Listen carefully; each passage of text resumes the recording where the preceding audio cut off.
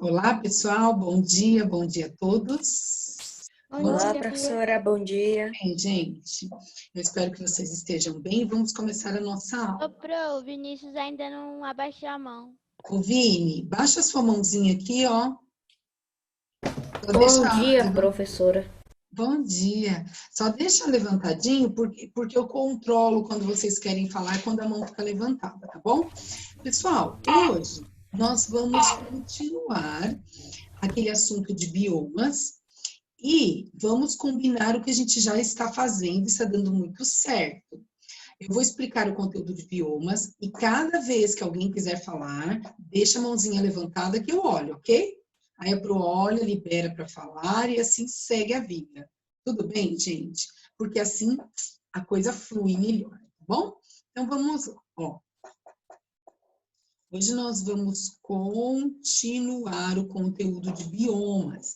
Então, assim, só para vocês relembrarem o que nós já falamos, que às vezes, eu não lembro o que a gente estava falando, então eu vou mostrar para vocês. Olha, nós tínhamos começado a falar da tundra, nós falamos que a tundra é um bioma muito frio, que ele fica no Círculo Polar Ártico, que tem poucos animais, né? Os animais que resistem mesmo é o animalzinho do Papai Noel, a renos, Ai, fugiu a rena, Gente do céu, fugiu, vamos ver aqui. Ah, a raposa, os roedores, lobos, isso mesmo. A taiga, ela está no sul da tundra, já não é tão fria, né? E a floresta de coníferas que nós tínhamos falado. Agora a gente ia falar da savana. Isso mesmo. Então, assim, a taiga. Depois, nós falamos da floresta temperada, que a característica principal dessa floresta temperada são as folhas pardas, né? Não é aquela coloração muito viva dessa floresta. Geralmente, as cores são mais pardas. Parece um mato seco, dá essa impressão a floresta temperada.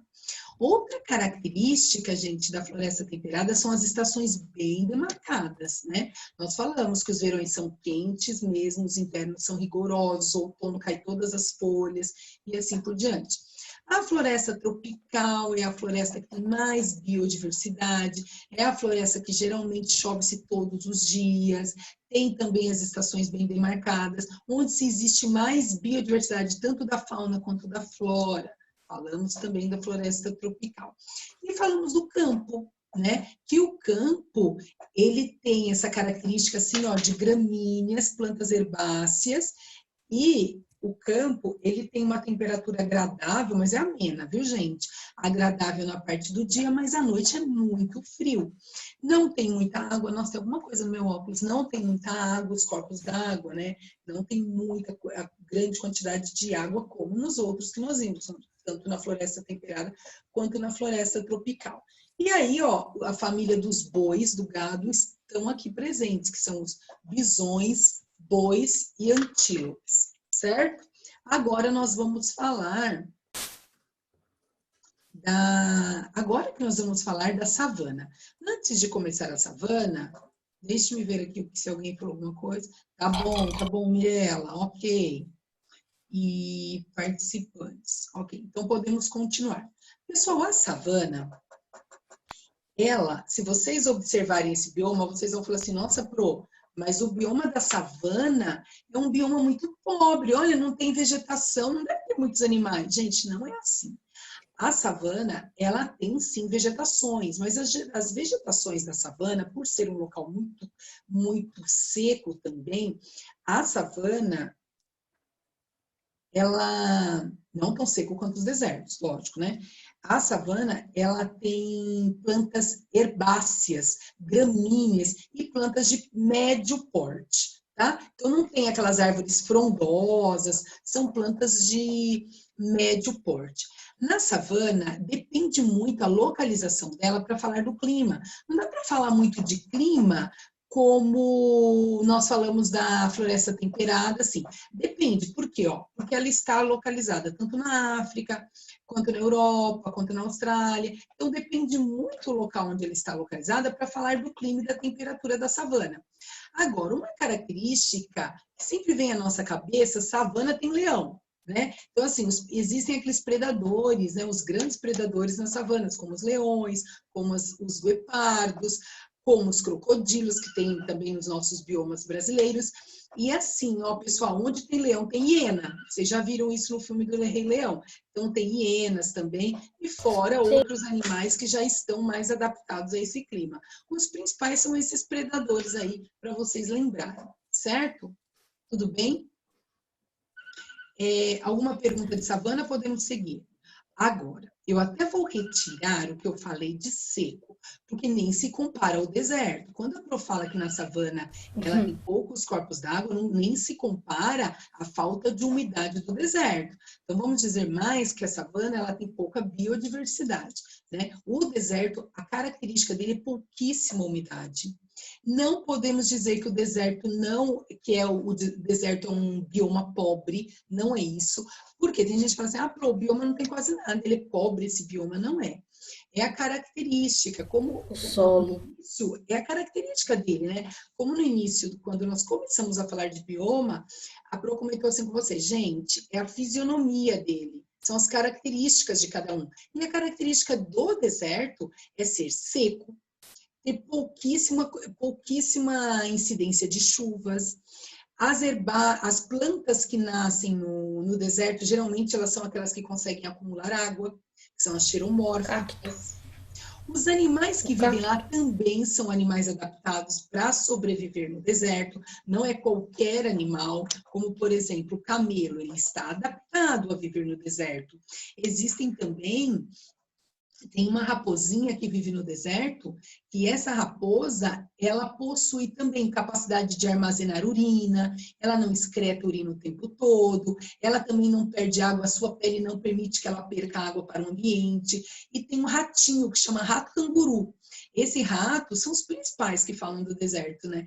Esse rato, gente, ele tem hábito noturno. Por que esse rato só sai à noite? Porque na parte do dia o deserto é muito quente. E estes animais, eles não podem transpirar. Porque se eles transpirarem, eles perdem água. Então, o que eles fazem? Eles ficam durante o dia escondidos em cavernas, assim, eles ficam escondidinhos. À noite, eles saem para realizar a sua caça, para se alimentar. E aí sim ele urina. E, geralmente, estes animais, eles urinam uma vez ao dia, geralmente, para não perder água. Então, vocês estão percebendo que os seres que vivem nos desertos, eles são adaptados, porque se eles não se adaptarem, eles morrem. Então, olha lá, gente, chove pouco, normalmente os desertos são quentes, podendo ser frio à noite. Então, à noite, o deserto apresenta, sim, uma temperatura bem baixa. Bom, existem desertos espalhados pelo mundo, né? Os mais conhecidos são os africanos e os australianos, nós temos na América do Sul o deserto do Atacama, né, que é o deserto no Chile, ó, e está falando aqui de alguns desertos.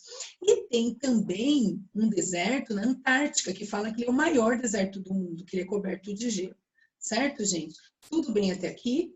Pedro, pode falar. Pro, quais são as espécies de animais que vivem no deserto de gelo? Então, E as plantas de lá, vivem, você acredita são que adaptadas ao frio? Então, os animais que vivem no deserto, eles são da mesma família. São raposinhas, são roedores, mas eles possuem características diferentes.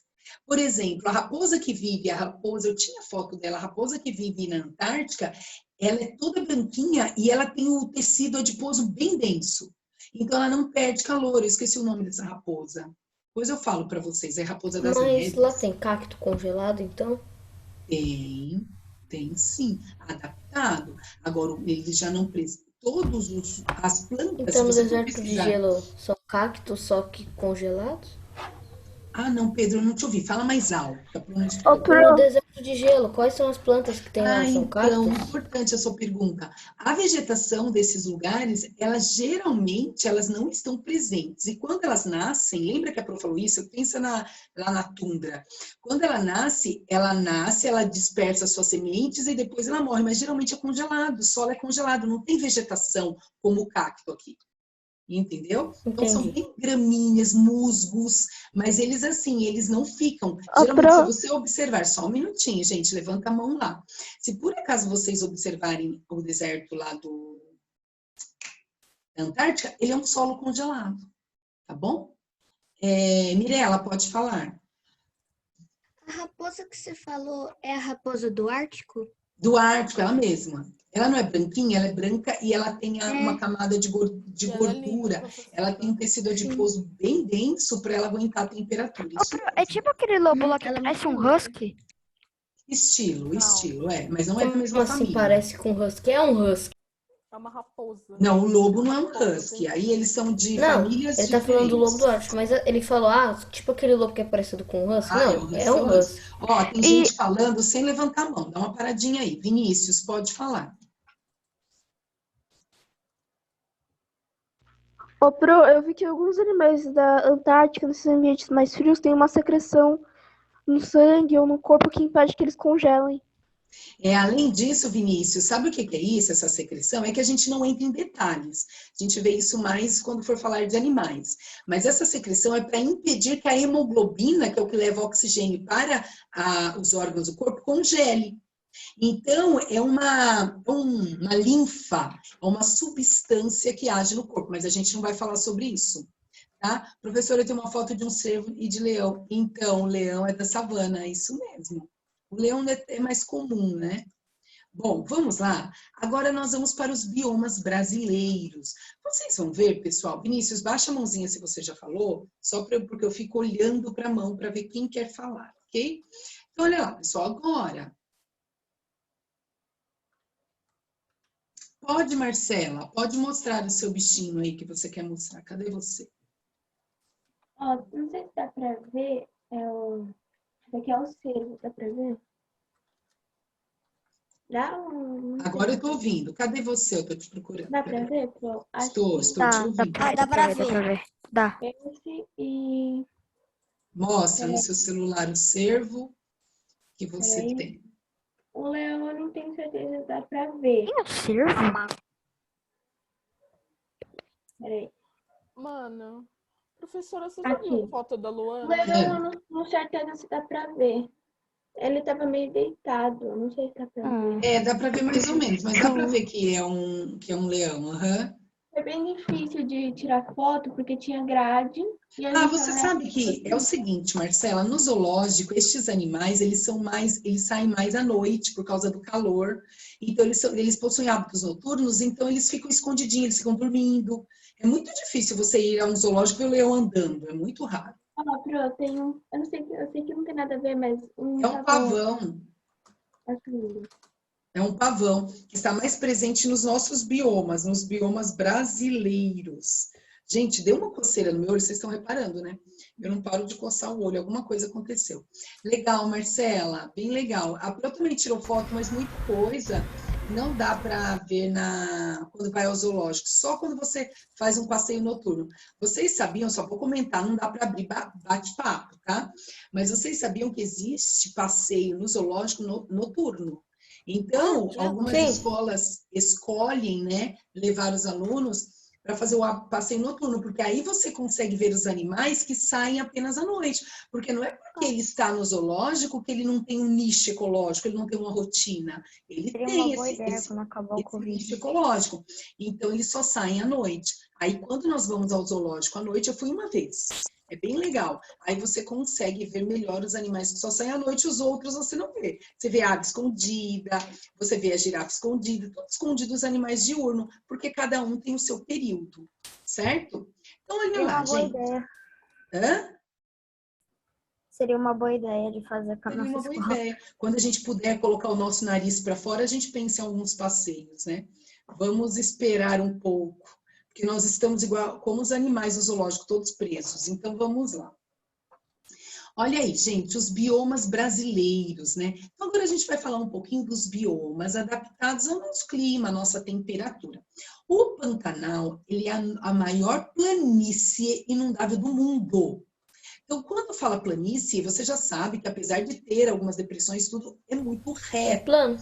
E a característica principal do Pantanal, primeiro, que o Pantanal, ele tem uma grande biodiversidade. Tem muitas variedades de aves, de jacaré, insetos, invertebrados, de vertebrados. Tem aves, tem mamíferos, tem répteis, tem tudo no Pantanal. Eu estava até comentando com a outra sala que tem muitos insetos. Invertebrados é o que você mais encontra no Pantanal. Fora os animais aquáticos, fora a variedade de plantas, muitas algas de diversas cores, pardas. Então, assim, é um show, né, a conhecer o Pantanal. Deixa eu ver se eu deixei aberto aqui. Eu não deixei, eu vou pegar algumas imagens que eu separei para vocês. Uma característica principal do Pantanal, pessoal, é que ele possui uma fase em que ele fica totalmente alagado. E existe uma fase que ele fica totalmente seco. Aí você fala assim, ai, Pro, mas isso é um desequilíbrio ecológico? Não é. Isso é uma característica do Pantanal. Tanto, deixa eu pegar a imagem para vocês que eu fechei, só um minuto.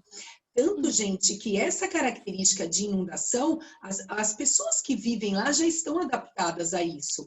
Aí o que elas fazem? Elas constroem casas para esse tipo de adaptação. Elas constroem casas chamadas de palafitas. Quer ver? Palafitas das casinhas aqui na Isso, água, as né? casinhas que ficam em cima da água.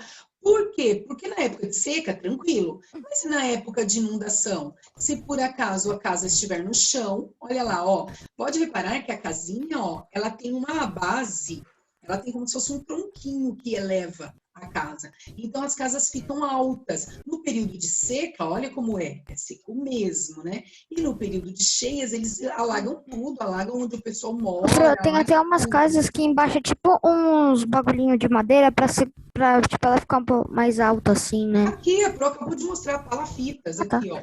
Ela tem que ser, Pedro, porque se ela não for mais alta, ela vai alagar tudo, a casa. Outra característica, gente, quando acontece essa seca, os Pô, mas não peixinhos, tem os jacaré. só um minutinho, escuta o que eu vou falar. Quando acontece o período de seca, estes animais que vivem ali no alagamento, eles ficam presos no solo, porque secou. Ai, Proi vai morrer? Sim, mas eles servem de alimentos para os outros animais. Eles servem de alimento para as aves, servem de alimento para os animais que estão andando ali de pequeno porte. Então, tudo isso faz parte do ciclo do Pantanal. O predatismo faz parte de tudo isso. Então, quando alaga, os seres vivos se espalham, os seres aquáticos se espalham. Quando seca, eles podem muitas vezes ficar presos no solo e servir de alimento para outros seres vivos. Então, o que é importante vocês saberem do Pantanal? É importante vocês saberem que a planície é a maior planície alagável do mundo, que ele está dentro, ele está ali em transição entre o cerrado e a floresta, tá? Ele está ali entre a floresta tropical e o cerrado, porque ele também possui árvores de pequeno porte, possui árvores retorcidas, porém, ele tem grande biodiversidade, certo? Então, agora nós vimos apenas o Pantanal. Fala, Pedro.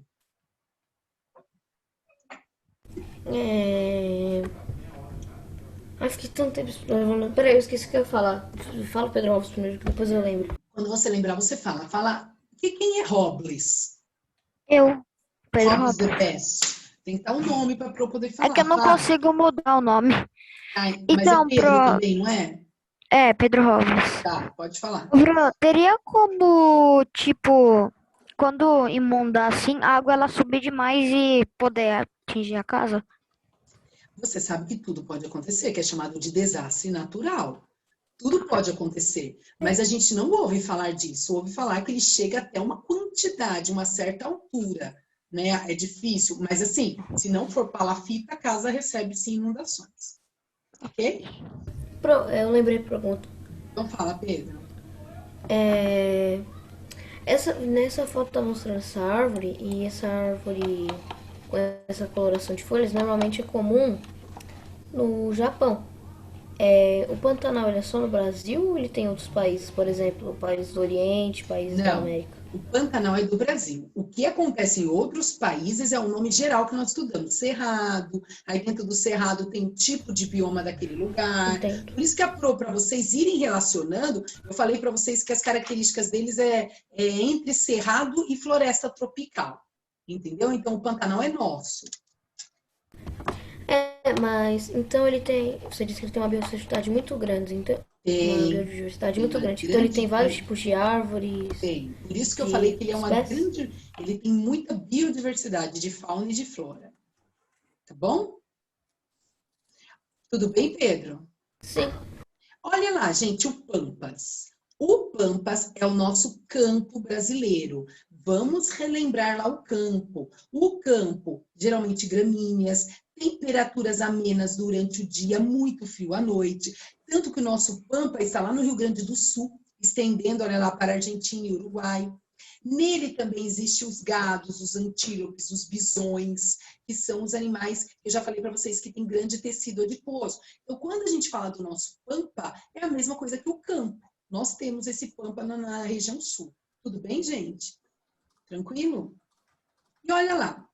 E a nossa caatinga, gente? A nossa caatinga, ela é a nossa savana brasileira, né? Então, ela tem características de savana. Onde está presente a nossa caatinga, certo? É só por curiosidade essa parte nossa. Olha lá, Minas Gerais, Paraíba, Piauí, Ceará, Rio Grande do Norte, Maranhão, Pernambuco. Todos esses lugares têm a savana. A nossa savana, ela lembra também um pouco do deserto, né? Por quê? Porque ela tem as plantas xeromórficas. O que são plantas xeromórficas? Aquelas plantas que armazenam ácto, mistura de cacto com água, ácto. Ela tem água, aquelas plantas que armazenam água. Elas possuem também aqueles vegetais que possuem raízes bem longas para retirar água dos lençóis freáticos, porque é pouquíssima quantidade de água, baixa umidade, muito quente à noite, frio, característica da nossa caatinga, certo? É um bioma muito rico dentro do que pode existir ali. As plantas são adaptáveis, todas as plantas são adaptadas, não adaptáveis, são adaptadas a este bioma. Então, é a nossa savana, certo? Os animaizinhos, os mesmos, adaptados para armazenar água, raízes longas. Ah, importante, as folhas dessas vegetações, elas são bem pequenininhas, elas são bem densas. Por quê? Porque elas não podem perder calor. Geralmente, a planta transpira pela folha. E se tiver folhas grandes e largas, o que vai acontecer? Perda de água. Então, essas folhas, quando elas não são folhas compactas, como do cacto xique-xique, e o mandacaru, que são os nossos cactos brasileiros, essa folha é bem pequenininha para não perder água, certo? Bom, gente, a Amazônia. A Amazônia, o que falar da Amazônia? Tanta coisa, né, gente? A nossa floresta tropical. Nós podemos dizer que a Amazônia, olha que floresta maravilhosa. Olha a vegetação sempre viva, olha a coloração da nossa Amazônia, cores vivas, cores Até parece verdes. que tem interferência humana por causa desses rios, é tão certinho que parece que tem interferência humana. Sem interferência humana não é mais a nossa Amazônia, né? Porque a gente vai falar um pouquinho sobre a interferência humana, né? Mas assim, a nossa Amazônia, ela é a floresta tropical, chove-se na maioria dos dias. O ciclo da Amazônia dá para observar. A evaporação da Amazônia ela é tão densa que dê uma olhada aqui, gente. Como você consegue ver a evaporação? Aquelas nuvens gigantes que ficam... Isso, dá uma olhadinha aí, gente. Olha a evaporação na Amazônia. Nós conseguimos ver tamanha densidade dessa evaporação. Então, o que eu quero falar para vocês, a Amazônia, ela tem grande biodiversidade, chove-se todos os dias, clima e temperaturas agradáveis, vegetação bem viva, de todos os tipos, musgos, plantas de pequeno, médio e grande porte, todos os tipos de animais, peixes, anfíbios, répteis, aves e mamíferos, invertebrados, algas de todos os tipos. Então, assim, na Amazônia se encontra uma grande biodiversidade. Vou parar um pouquinho para fazer um comentário com vocês, aproveitando o que o Pedro falou. Gente, infelizmente, nós sabemos que a Amazônia possui uma área que ela é autorizada para desmatar. Tem que existir essa área, é o seguinte, nós precisamos de matéria-prima. Tá certo que a gente sempre fala de sustentabilidade, que é o processo de utilizar o que a gente já explorou sem ter que mexer com o meio ambiente. Mas muita coisa é impossível. Então, existe uma área demarcada, que essa área ela pode ser desmatada, porém não se respeita essa área. As pessoas conseguem, de alguma forma, comprar estes fiscais e eles conseguem desmatar muito mais áreas, queimar áreas, né, que são proibidas e são protegidas por lei. Não sei se vocês vão lembrar, mas no ano de 2019, Teve um problema aí entre o governo, não falando de política, mas só destacando que houve um problema de liberação de algumas áreas da Amazônia. Teve uma queimada tão séria na Amazônia, foi em 2019, que chegou a ficar escuro aqui em São Paulo, em algumas regiões aqui em São Paulo. Então, eu lembro que nós estávamos num período de inverno, gente, inverno, e assim, quando foi mais ou menos umas 3 horas da tarde, escureceu. Eu lembro porque isso marcou demais para mim. Escureceu, eu pensei, nossa, vai cair o mundo, uma chuva terrível, porque ficou noite por algum período. E aí depois eu vi no jornal, o que que aconteceu? Como estava tendo... Foi aquela inverno, queimada então, das que queimadas, passou a nuvem aquela gigante no queimada Brasil em inteiro, massa, que isso. aconteceu. Então, só um minutinho, é isso mesmo, Pedro. Como estava tendo deslocamento de massa de ar, e a massa de ar passou pela Amazônia, quando passou, a queimada estava tão forte que eles carregaram a fuligem para cá.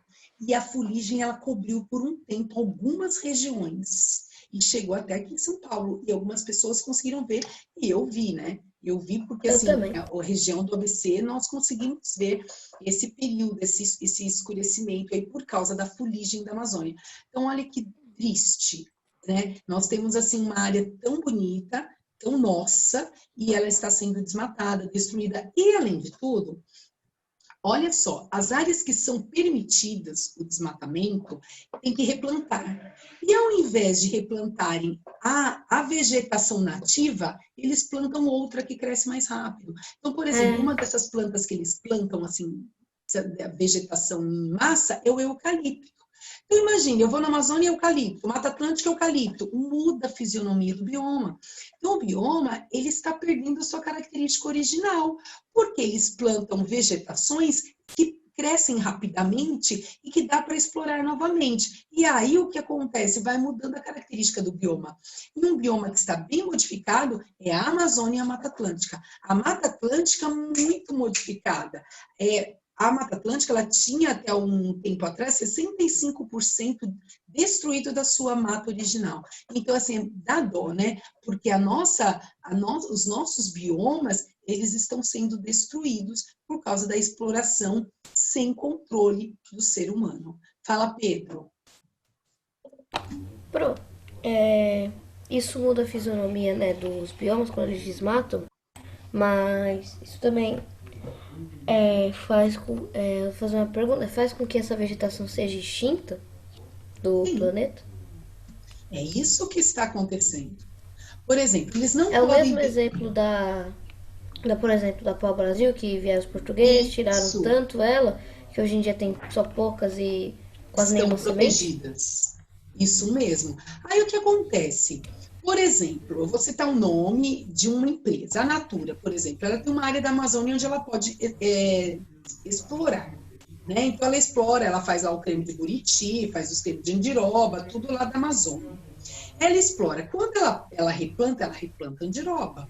Ela replanta buriti, ela replanta o que ela explorou. Agora, imagina se ela replantasse sempre eucalipto. Ia acabar para ela, ia acabar para todo mundo e ainda ia modificar a fisionomia. Vegetações que estão desaparecendo do nosso planeta por causa dessa ganância. Outra coisa, não pode, em hipótese alguma, não pode derrubar árvores que têm séculos, árvores pioneiras, e eles derrubam. Eles acabam desmatando escondidos.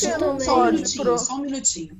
Outra forma. Então, isso acaba fazendo o quê? Quando que vai nascer essa planta de novo, essa árvore? Só daqui 100, 200, 300 anos. Então, acaba desequilibrando. E você acha que isso não afeta os animais? Lógico que afeta. É isso que eu ia perguntar, se isso também desencadeia a extinção das espécies? Sim, porque eles perdem o local de alimentação, perdem o habitat deles. Quando eles se sentem totalmente deslocados, eles não pensam. O que eles fazem? Eles vão para áreas urbanas. Indo para a área urbana, eles são mortos. Então, todo um desequilíbrio, certo? Imagina como estes animais respiraram naquele dia da liberação da fuligem em grande massa, do desmatamento. Encontraram muitos animais mortos. Né? Então, vocês viram, gente, vivia cheio aí nas redes sociais os animais mortos.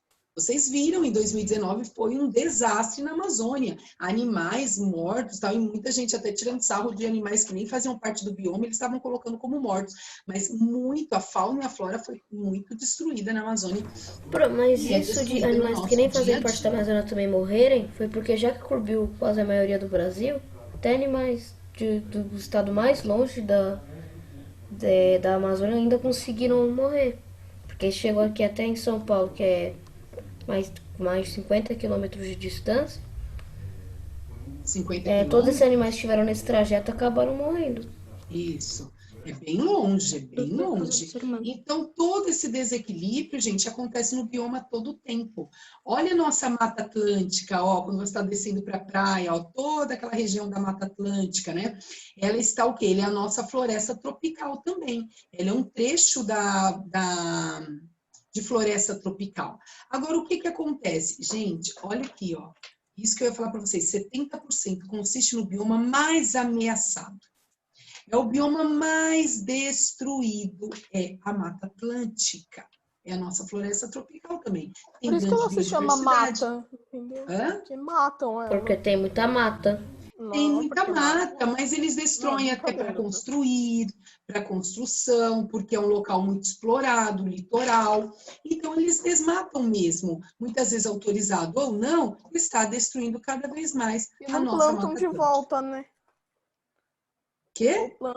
Ou não plantam de volta, ou Não plantam plantam, eucalipto. é rico em eucalipto lá na Mata Atlântica. Eles replantam eucalipto ou replantam outros tipos de vegetações que não Eles só são. replantam eucalipto porque nasce rápido, né? Nasce Porque rápido, isso mesmo. Então, se você fosse analisar o que tem na Mata Atlântica, é o que tem na floresta tropical. Deveria ser grande biodiversidade de fauna e de flora, certo? E o mesmo ciclo. Quem está na praia pode ver que é quente, que chove. Quando você está descendo a serra, você consegue ver a neblina, você consegue ver muitas vezes a evaporação da água, porque ele faz parte também da floresta tropical. Certo, gente? Tudo bem? E aí, o nosso cerrado. Pessoal, o nosso cerrado também, ele tem característica de savana. Eu até separei uma imagem aqui do cerrado, que dá para ver melhor. Quando nós falamos de cerrado, nós estamos falando o quê? Lembra da nossa savana? Plantas de médio porte e gramíneas. Então, é isso que vocês estão vendo aí, ó. Plantas de pequeno porte, de médio e bastante gramíneas, né? Agora, uma característica do cerrado são as adaptações para sobreviver. Olha o nosso cerrado, geralmente as plantas de médio porte, elas possuem o tronco retorcido. Isso é uma característica do nosso cerrado. Por que esse tronco é retorcido? Porque, como eles precisam sobreviver com menos quantidade, com menor quantidade de água, esse tronco ele se retorce, é um modo de sobrevivência. Então, os troncos dos cerrados, eles são esses troncos retorcidos. Parece que eles aproximam os vasos liberianos, os vasos lenhosos, que é onde tem a seiva, né? Então, uma característica do cerrado é essas vegetações com o tronco retorcido e as folhagens pequenas para não perder água para o ambiente. Certo? Alguma dúvida até aqui em relação aos biomas? Não, é muito triste Oi. isso. Oi, pode falar. Eu vi alguém falando, então vamos lá, gente. Eu também ouvi. Nós encerramos este conteúdo de biomas e agora eu peço que vocês peguem lá na página 170 do capítulo 4, que nós vamos fazer as correções que ficaram faltando. Então, nós paramos na página 169, agora nós vamos para a página 170.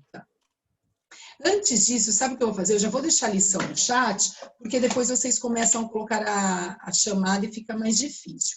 Então, anotem, por favor, a lição. Professora. Oi. Ai, foi Na errado, página- gente. Ignore isso aqui. Deixa eu ver se dá Tá para bom. apagar. Não dá. Na Depois que página vê- 169, no meu livro, para mim, só ficou faltando a 6.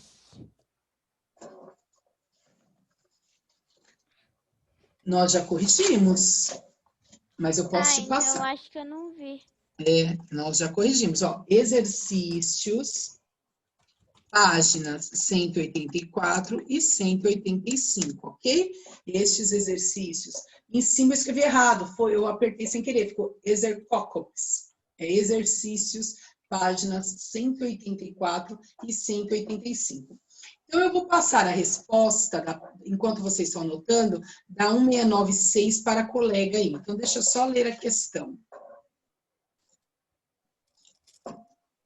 Ai, peraí, gente, deixe-me fechar, né? Voltando lá na página 169.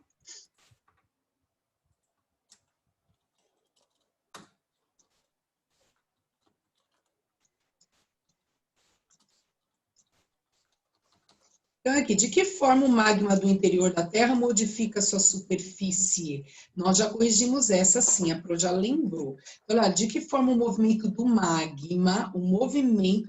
no interior da Terra modifica sua superfície? O que você colocou, você que está em dúvida ali? Esse eu não fiz. Ô, Fala mais alto.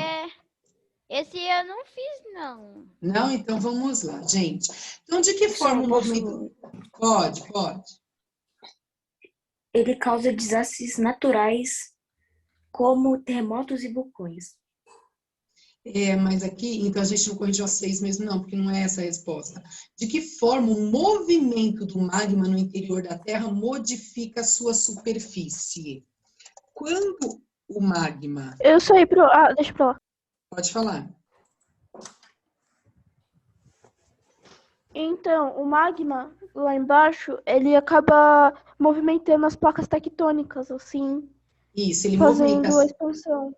Isso, então eu ia colocar os dois, ó. Como ele fala do interior, quando o magma extravasa, ele movimenta as placas tectônicas e como que ele modifica a sua superfície? E ele nutre o solo. Lembra que a Pro comentou que o solo fica fértil? Então, olha lá, quando o magma está subindo para a superfície, movimenta as placas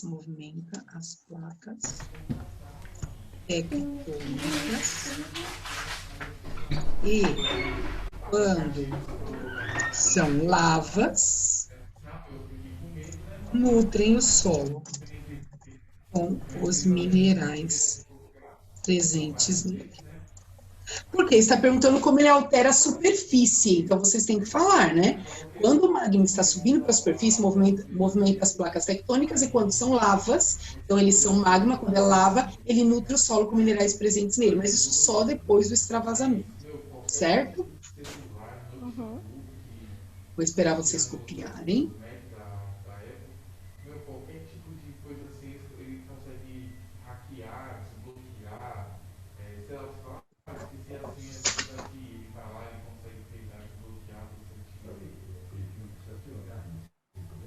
Pode apagar?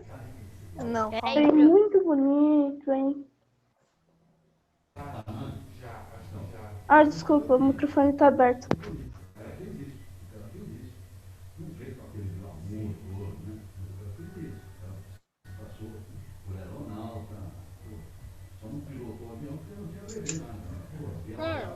Coloca essa senha no chat.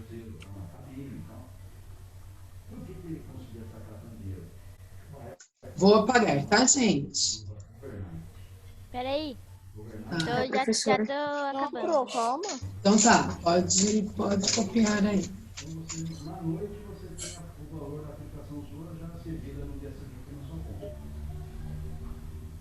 Só que, por exemplo, a compensação de cheque em São Paulo era 1 a 2 dias. Se eu tivesse um cheque em Recife, passando aqui em São Paulo, eu ia às vezes uma semana para compensar. Pode apagar, por favor. A número de compensação era física, cara. O cheque tinha que vir para a tua agência. Aí o cara autorizava. Pronto, Pro, acabei. Pronto, então vamos. Pode apagar, pronto. Ótimo. Então, olha lá, gente. O Vinícius vai ler a 1 e responder para a Pro. Vinícius de Oliveira. Fez, Vinícius? Não, mas eu posso ler. Então, leia e a gente corrige. Vai. Eu posso responder, Pro. Observe a figura. Segundo a teoria da deriva continental, os continentes estiveram unidos no passado, formando um bloco único denominado Pangeia. Ao longo de milhões de anos, o movimento das placas tectônicas afastou os continentes, levando-os às posições que conhecemos atualmente. Os litorais de dois continentes têm um encaixe perfeito, o que consiste em um argumento favorável a essa teoria. Assinale a opção que indica quais são esses continentes. Quais são, gente? Só falar, quais são? América do Sul e América África. do Sul e África. Muito bem, são os dois continentes que se encaixariam perfeitamente. A América do Sul e África. Alternativa C, certo? Ô Pedro Augusto, leia o exercício 2 para Pro. Leia, responda ou só leia? Leia e já responda a sua alternativa. Ok. O FGF MG, Minas Gerais. Observe a representação do supercontinente do Sul, que é um específico. Em 1912, a ideia do movimento dos continentes foi considerada uma teoria científica designada deriva dos continentes, e publicada em 2 artigos pelo meteorologista alemão Alfred Wegener, eu acho que é assim que fala. Ele argumentou que, há cerca de 200 milhões de anos, ainda na era paleozoica, havia um supercontinente do Sul, denominado B. Gondwana. Muito bem, Gondwana. Eu acho que Muito Pantalá seria ser uma melhor do que Gondwana. é.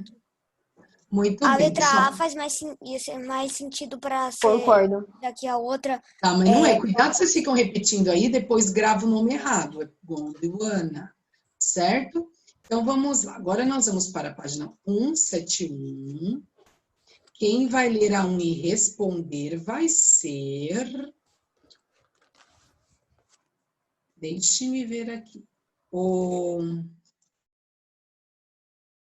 Deixa eu ver quem está olhando para o caderno bonitinho. Mirela, você fez a 3? Não, Pro. Você fez, Pedro Maestro?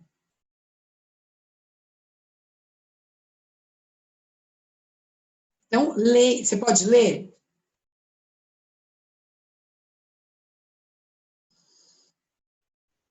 Pera, tava falando de microfone desligado. Tá, então leia a questão e UNP. responda, por favor. Em várias localidades da Terra foram encontrados fósseis de diversas espécies.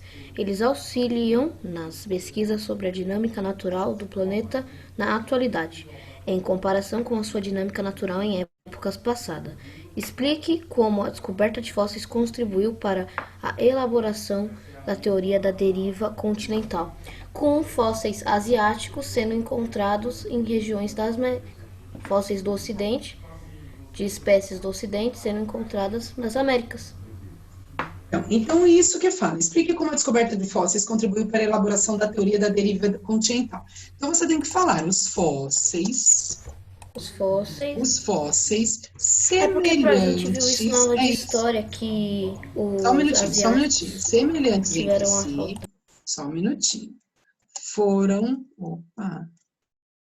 Foram encontrados em continentes diferentes,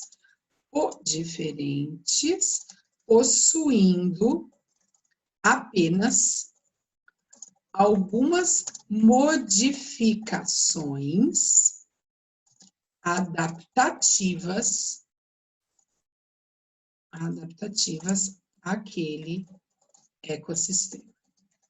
Então, eles encontraram os mesmos fósseis, só com algumas modificações. Isso mostra o seguinte: por que eles se modificaram? Para se adaptar àquele ambiente. Então, os fósseis semelhantes entre si foram encontrados em continentes diferentes, possuindo apenas algumas modificações adaptativas àquele ecossistema.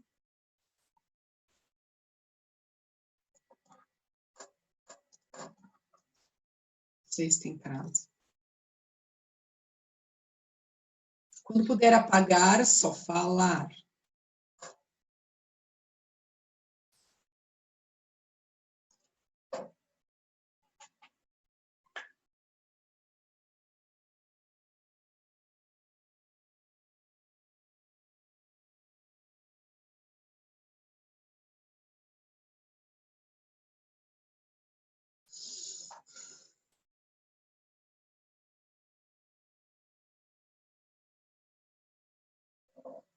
Pode? Espera um pouco. Tá.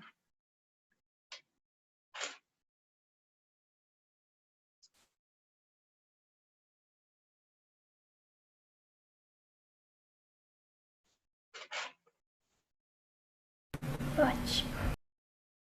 Para todos, pode? Pode. Pode, Peraí, professora. peraí. Calma aí, Pro.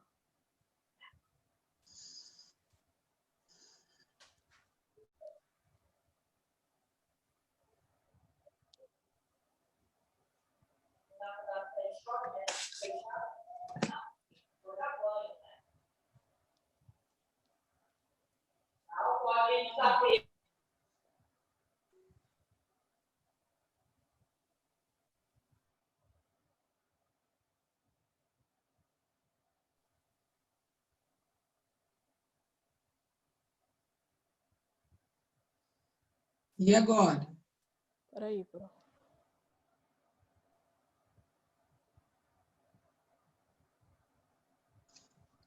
Tô quase acabando, calma.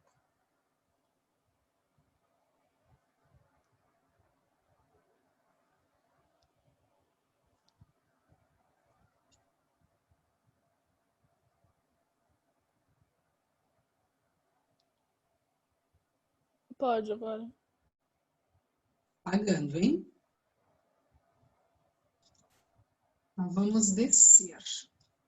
Olha lá, quem vai ler? Ô, Léo, você fez, Leonardo Kiyoshi? Fez a 4? Não, professora. Não? E justo as 10 foi a única que eu não fiz. Tá. O Morena, você Oi? fez a 4? Não. Marcela fez a 4? Fiz, Pro. Você pode ler a questão e responder para a Pro?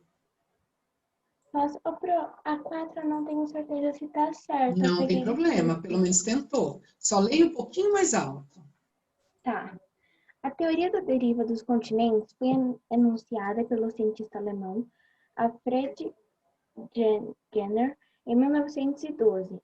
Segundo esse autor, a Terra tinha um único enorme continente que foi se fragmentando e se deslocando continuamente desde o período Mesozoico, com uma espécie de nada flutuando sobre um magma semilíquido em diferentes direções. Descreva como os continentes estavam organizados e as etapas pelas quais passaram até chegar à posição atual, segundo a teoria da deriva continental. Posso ler a resposta? Pode. Essa teoria estabelece que aproximadamente 225 milhões de anos, no período geológico conhecido como Permiano, todas as massas continentais estavam concentradas em um supercontinente. Wegener chamou de Pangeia, termo originado do grego. Isso, você falou só a primeira parte, né? Então, olha lá, como que chegou até a posição atual? Então, assim, gente, vamos fazer o seguinte, eu não vou colocar a resposta agora. A gente já corrigiu, porque não vai dar tempo, é uma resposta longa, e aí depois tem alunos que não vão conseguir copiar, ok? Então, assim, ó, o que nós vamos fazer? Próxima aula, a Pro passa essa resposta. Então, assim, ô Marcela, você fez corretamente o início. Você falou como era Pangeia. Qual deve ser a resposta? Depois, houve a separação desse continente, formando a Gondwana, Laurásia. Depois, este continente continuou se separando, formando o que nós temos hoje. E nós estamos aí com um continente semelhante ao do período Cretáceo. Então, a gente tem que chegar até os continentes de hoje, certo? Então, na próxima aula, eu vou escrever aqui que nós temos ainda que simplesmente colocar essa resposta. Tudo bem? Alguém quer falar alguma coisa? Tem alguma mãozinha levantada?